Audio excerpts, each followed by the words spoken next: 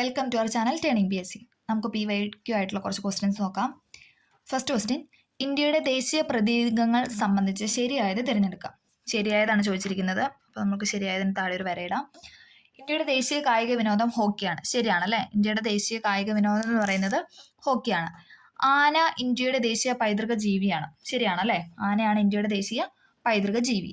ഇന്ത്യയുടെ ദേശീയ ഗീതം ജനഗണമനയാണ്. നമുക്ക് എല്ലാവർക്കും അറിയാം തെറ്റാണ്. ഇന്ത്യയുടെ ദേശീയ ഗീതം ജനഗണമന. ദേശീയ ഗാനമാണ് എന്തെന്ന് പറയുന്നത് ജനഗണമന. അപ്പോൾ ഉത്തരം ശരിയായത് 1, 2 ഓപ്ഷൻ എ ആണ് ശരിയെന്ന് പറയുന്നത്. ഓക്കെ, അടുത്ത ക്വസ്റ്റ്യൻ, ഇന്ത്യയിലെ നദീതീര പട്ടണങ്ങൾ സംബന്ധിച്ച പ്രസ്താവനയിൽ ശരിയായത് തിരഞ്ഞെടുക്കാം. നമുക്ക് സ്റ്റേറ്റ്മെന്റിലോട്ട് നോക്കാം.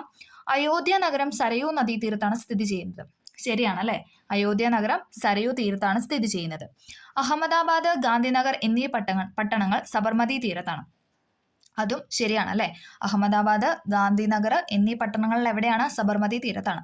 കൊൽക്കത്ത, ഹൗറ നഗരങ്ങൾ ഹൂഗ്ലി നദീതീരത്താണ്. അതും ശരിയാണ് അല്ലേ? കൊൽക്കത്ത, ഹൗറ നഗരങ്ങൾ എവിടെയാണ്? ഹൂഗ്ലി നദീതീരത്താണ്. ഓക്കെ, അപ്പം 29 ഉത്തരം എന്ന് പറയുന്നത് ഓപ്ഷൻ ഡി എല്ലാം ശരിയാണ്. അടുത്ത ക്വസ്റ്റ്യൻ, കേരളത്തെ സംബന്ധിച്ച അടിസ്ഥാന വിവരങ്ങളിൽ ശരിയല്ലാത്തത്. ഇവിടെ ചോദിച്ചിരിക്കുന്നത് തെറ്റായത് കണ്ടുപിടിക്കാനാണ്. ശരിയല്ലാത്തത് കണ്ടെത്തുക. കേരളത്തിലെ തെക്ക് വടക്ക് നീളം 560. ശരിയാണല്ലേ? കേരളത്തിലെ തെക്ക് വടക്ക് നീളം എന്ന് പറയുന്നത് 560 കിലോമീറ്റർ ആണ്.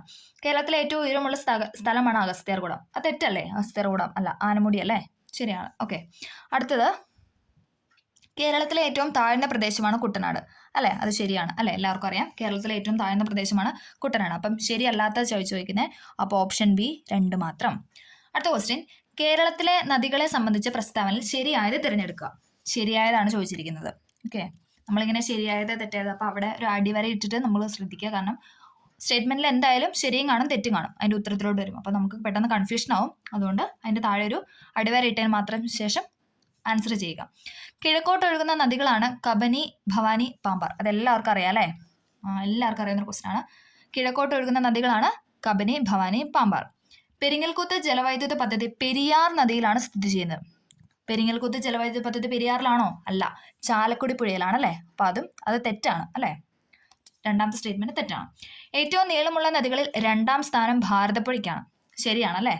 ഏറ്റവും നീളമുള്ള നദികളിൽ 2ാം സ്ഥാനം ഏതാണ്? ഭാരതപ്പുഴയ്ക്കാണ്. 1ാം സ്ഥാനം ആർക്കാണ്? പെരിയാറിനാണ് അല്ലേ? അപ്പോൾ 2ാം സ്ഥാനം ഭാരതപ്പുഴ. അപ്പോൾ ഇവിടെ ചോദിക്കുന്നത് ശരിയായതാണ് 1, 3. അപ്പോൾ ഓപ്ഷൻ എ 1, 3. 31ന്റെ ഉത്തരം എ ആണ്. ഓക്കെ, അപ്പോൾ എല്ലാവർക്കും ഇത് ക്ലിയർ ആയെന്ന് പ്രതീക്ഷിക്കുന്നു. Okay, thank